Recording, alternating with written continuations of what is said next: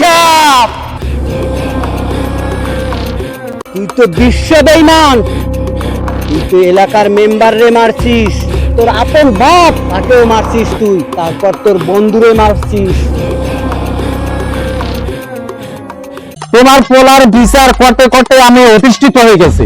ওই মেম্বারের বাড়ি আমি কালকে রাত্রে চুরি করবো। যেরকম চুরি ডাকাতি কে করতে পারে? আমার মনে হয় কি ভূতে করে। এ হারামজাদা, পুরো পৃথিবীটা আমার হাতের মুঠোয় চাই। এই আয়নার ভিতরে আপনার যান।